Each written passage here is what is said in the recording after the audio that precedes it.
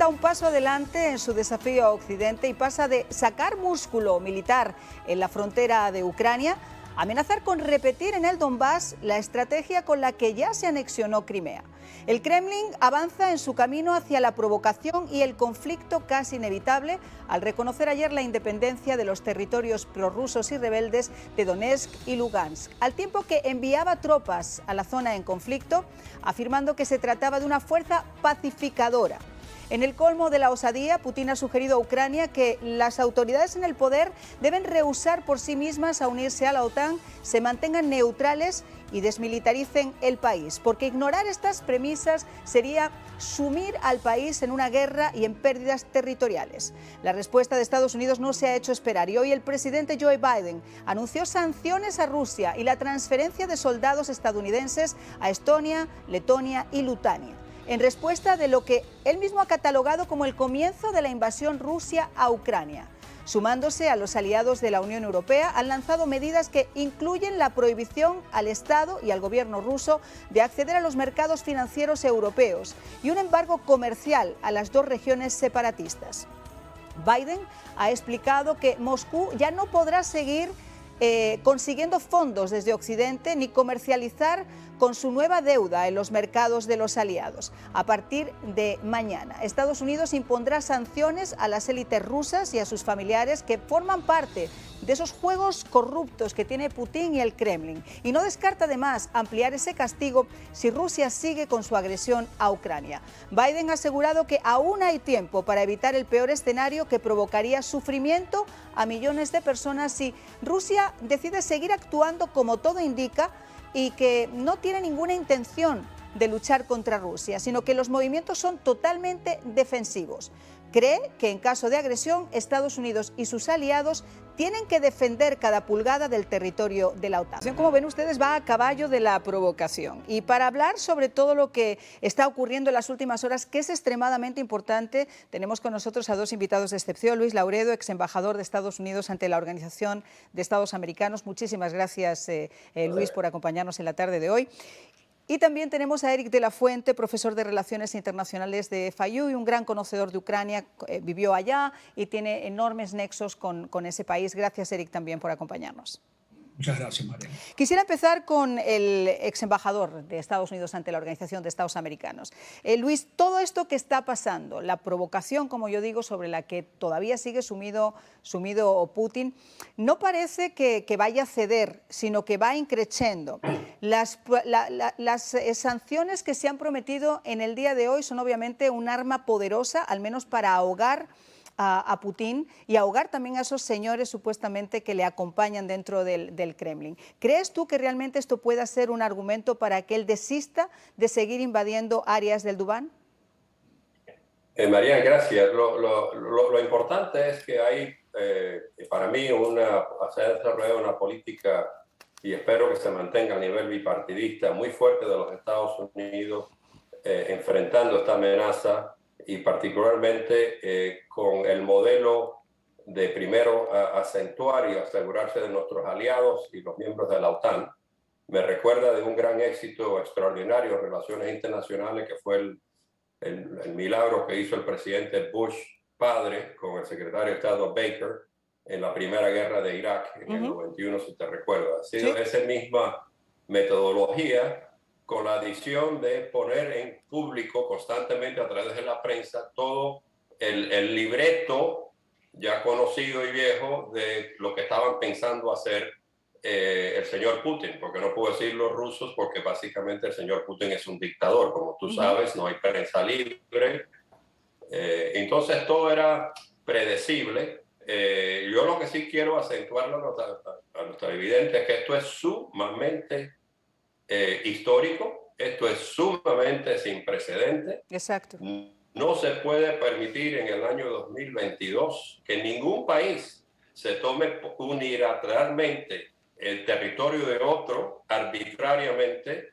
Es sin precedente en nuestra historia moderna posguerra.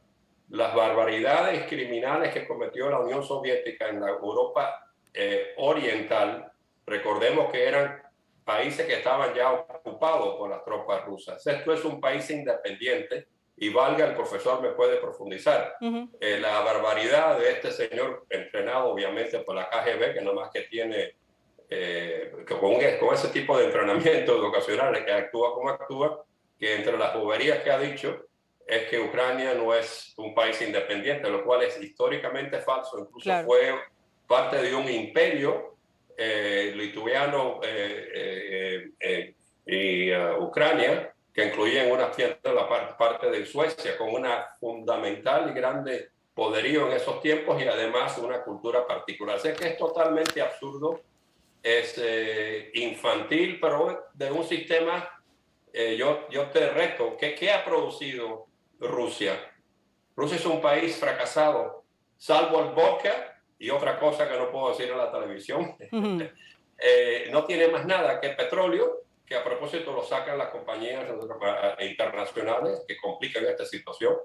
Entonces esto es un regreso que podamos pasar de una guerra fría, que acuérdense que esto no ha pasado a este nivel desde la crisis nuclear de 1962 en Cuba. Y esto cuando se frenó a eso vamos, porque aquí sigue siguiendo esta escala. Vamos a tener que tener confrontaciones porque ya se acerca a la OTAN. Pero bueno, me expandí demasiado. Yo creo que sí se ha manejado hasta ahora muy bien. Esta gente, culturalmente, el ruso, algunos le dicen una raza mongólica, solo aprecian el poder y esta persona, Putin, que además de ser ruso es entrenado por la KGB, la organización más brutal. Ahora, Luis, el tema que provoca acá, y yo creo que es lo que tenemos que poner el punto de inflexión, y tú has sido muy sabio cuando remarcabas que esto es un momento histórico, sobre todo porque si hay alguien que esté pendiente de lo que está ocurriendo es China.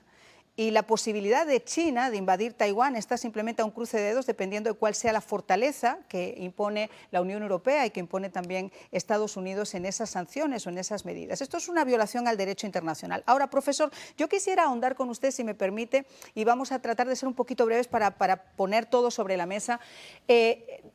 Uno de los graves problemas que tiene Ucrania ahora es cuál es realmente la alineación de ese territorio, cuáles son las fronteras de ese territorio. ¿Son las fronteras del 2014 o son las fronteras del 2015 después de los acuerdos de Minsk donde se redujo ese territorio? Y le hago esta pregunta porque hay soldados ucranianos que están acantonados en ese territorio y que dependiendo de cuál sea esa frontera que ellos decidan, si la del 2014 o 2015, podrían ser considerados invasores dentro de su propio territorio y expulsados en las próximas horas por la fuerza.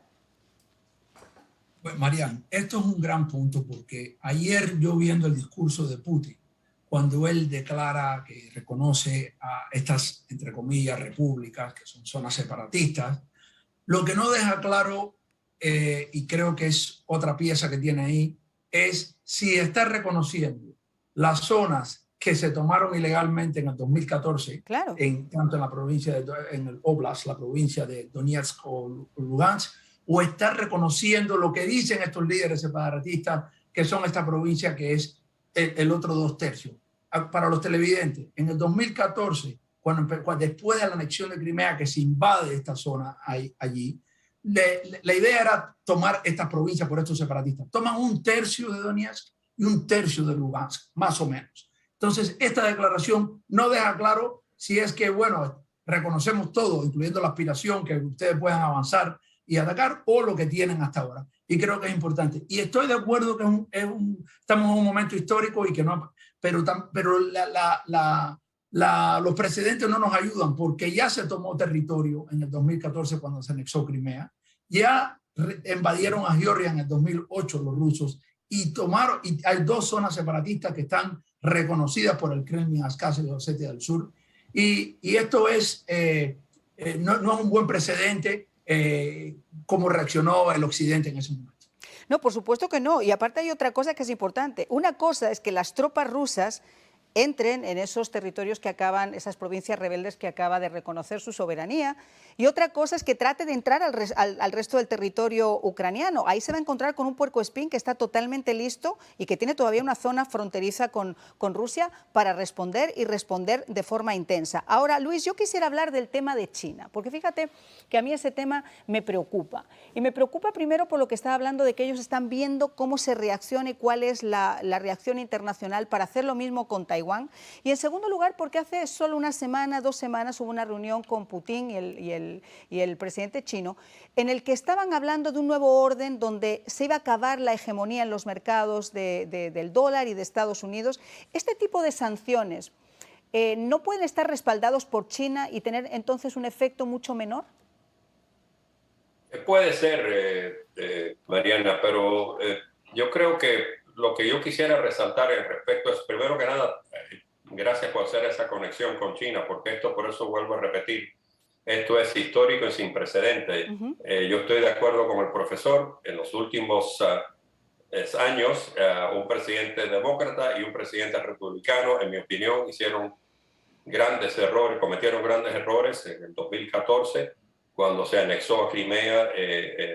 Las sanciones no fueron tan fuertes como se merecía. Sé que hay una diferencia histórica en términos de ese territorio, se puede argumentar un poco si pertenecía a la Rusia imperial, etc. Y después 4 años de otro presidente, en este caso veo que estaba en un sentido de enamoramiento con Rusia y Putin. Hoy en día, gracias a Dios, tenemos que actuar como un solo país y tenemos que despertarnos de una ilusión que nos hemos dado todos, me incluyo yo, de que el mundo cambió posguerra y que pues estábamos desde el año 45, después que sacrificamos y salvamos a Europa, en confrontando la Unión Soviética. Después de la caída de la Unión Soviética, creo que hubo un relaxing de actitud y se nos olvidó que queda Rusia, que todavía está estancado, incluso acomplejado, altamente inseguro y personificado por el presidente actual Putin, de crear un nuevo imperio soviético. Entonces,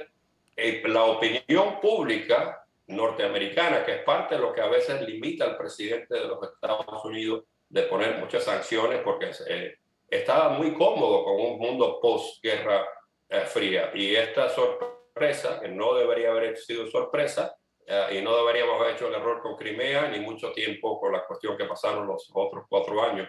Así que para mí esto es vital y aquí esto se puede convertir en una guerra caliente, más pronto de lo que uno se piensa.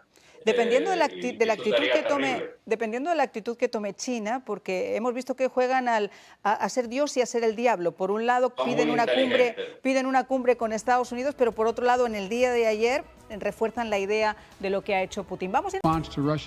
Hoy, en respuesta a la admisión de Rusia de que no retirará sus fuerzas de Bielorrusia, he autorizado movimientos adicionales de fuerzas y equipos estadounidenses ya estacionados en Europa para fortalecer a nuestros aliados bálticos, Estonia, Letonia y Lituania. Permítame ser claro, estos son movimientos totalmente defensivos de nuestra parte. No tenemos intención de luchar contra Rusia. Sin embargo, queremos enviar un mensaje inequívoco de que Estados Unidos, junto con nuestros aliados, defenderá cada centímetro del territorio de la OTAN y acatar los compromisos que asumimos con la OTAN.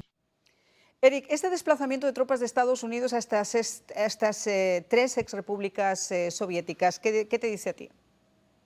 Mira, yo creo que es un símbolo del presidente Biden de que la OTAN está listo a defender la OTAN, no Ucrania. Y los pone en esta zona porque son países todavía vulnerables, aunque están dentro de la OTAN. Estonia fue atacado cibernéticamente, masivamente por el Kremlin. Hay grandes poblaciones rusas y de esas sí tienen una situación complicada dentro de los países. Pero quería hacer un punto sobre China porque es súper importante. Si bien Xi Jinping recibió a Putin y se hizo esas declaraciones y el enemigo de enemigo es mi amigo, no me queda tan claro a mí que China está con esto. Porque número 1, China nunca ha reconocido Crimea. Número 2, dijo el otro día que no se podía violar la integridad territorial de Ucrania. Y yo creo que pasa por varias sí, pero cosas. ayer reconoció y aplaudió públicamente sí. la autodeterminación y lo que ha hecho Rusia con estas dos provincias rebeldes. O sea, que es un juego de pero sí, creo no. que los chinos sin duda tienen Y una tienen posición Taiwán con ahí. Rusia ante Estados Unidos. Pero lo que te quería decir es que primero que nada ellos son los inversores número 1 en Ucrania, ¿no? Entonces una guerra completa en el país no lo tienen. Y le mandaron un mensaje muy claro a Rusia con Kazajistán, donde también son los inversores número 1. Entonces los chinos ven mucho de sus inversores, no porque sean, sin duda hay una coalición para estar contra Estados Unidos en esto. Y por el otro lado, es irónico porque ellos, como dicen que Taiwán es de ellos, no quiere que nadie más entre a Taiwán. Entonces habla de este tipo de cosas. Aplaudieron, van a apoyar a Putin, van a decir públicamente, pero también su canciller dijo hace unos días que una invasión a lo que, claro, como estas zonas son república, pero a Ucrania, lo que ellos consideran Ucrania hoy, no lo apoyan, pero no lo apoyan porque sus propios intereses económicos están ahí número 1. Y también, y Rusia tiene mucho cuidado con China, tiene que usar esto, de nuevo, hay una buena relación, entre comillas, pero China sí es una potencia mundial a nivel más económico. Los rusos es una potencia que va en declive, tienes puntos estratégicos, tienes cosas todavía importantes, etcétera, pero estamos hablando de cosas diferentes y no quieren ser el hermano menor en una relación que potencialmente puede ser a largo plazo peligroso para ellos.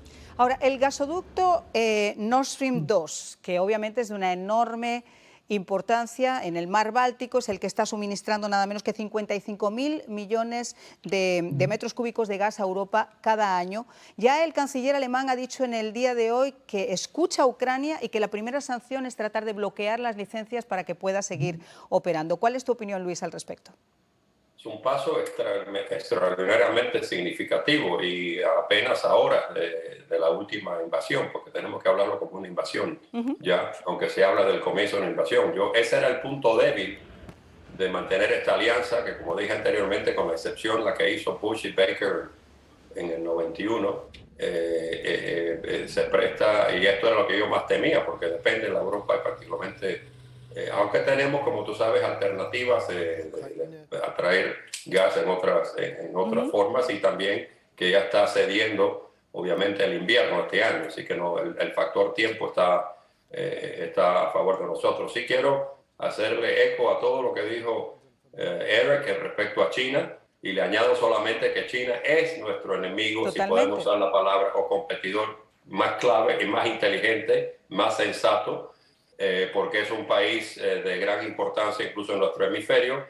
Rusia, perfectamente describido por el profesor, es un país en declive, tanto en cultura, y con la excepción de podemos tener una crisis de vodka, no resalta nada, aunque ha sido históricamente, tiene unos grandes pensadores, y esto es parte de esta frustración. Consecuentemente le presta un incentivo, que ellos viven una gloria falsa con este tipo. Como todos sabemos de cuando nos criamos en barrio duro, el gritón del barrio lo hace cuando el perro que ladra no muerde. Exacto, el chulo del barrio que decimos nosotros. Y eso es la lección principal que todos los presidentes, después de la Guerra Fría, y nosotros, el pueblo, que estábamos agotados de la Guerra Fría, agotados de la tensión constante, relajamos demasiado en nuestra vigilancia de un sistema que, bueno, estaba en camino hacia un proceso democrático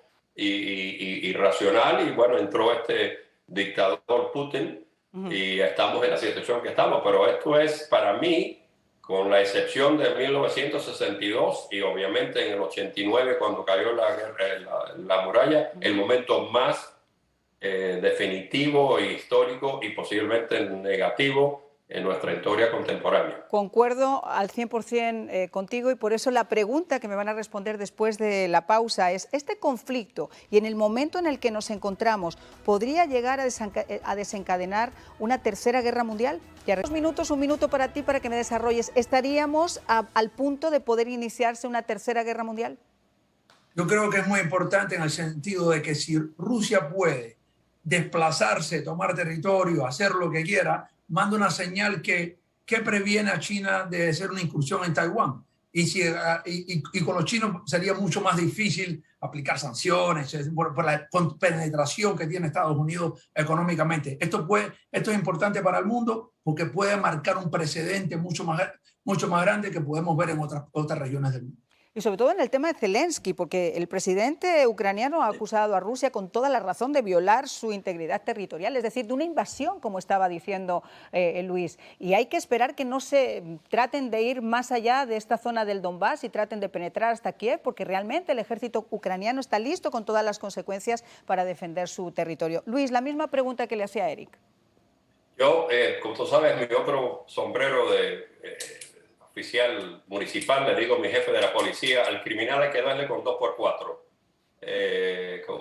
Y Rusia históricamente lo único que entiende es 2x4. Esto sí puede llegar a un punto, porque la OTAN, como tú sabes, el capítulo 5, inmediatamente no hay que declarar guerra, es inmediatamente una guerra inmediata, y el señor obviamente no es estable. Así que yo no minimizara la posibilidad de una guerra. Y aplaudo los pasos calibrados que están tomando el presidente y los aliados, pero hay que estar firme en que si hay que ir a guerra, hay que ir a guerra, como lo hicimos por 50 y pico años con la Guerra Fría y mantuvimos el balance de poder. Si le permitimos que se salga con esto, aunque sean 2 kilómetros, estamos muy mal. Muy mal. Y ese es el peligro, porque cuando escuchábamos el mensaje de Biden, que a mí me pareció realmente extraordinario, honestamente, me parece que la parte que faltó, es decir, nosotros estamos realmente dispuestos a actuar con total firmeza en el caso de que esta invasión se siga produciendo. ¿Cuál es tu opinión? Muy rapidita, Luis. No, así lo dijo muy clarito y es además parte del tratado fundamental de la OTAN. Y obviamente valga resaltar que Putin ha descartado, dijo que no le interesan los tratados que él mismo firmó, el de Minsk, el memorando de Budapest. O sea, tener negociaciones con este señor es irresponsable. Lo acaba de decir hoy que el tratado de Minsk, a raíz de la guerra de la invasión de Crimea, ya lo descartó. O sea que, claro. Que tenemos que continuar la diplomacia. Obviamente queremos la paz, pero con la consciente de que hay que tener siempre el 2x4 en la mano. Efectivamente. Bueno, pues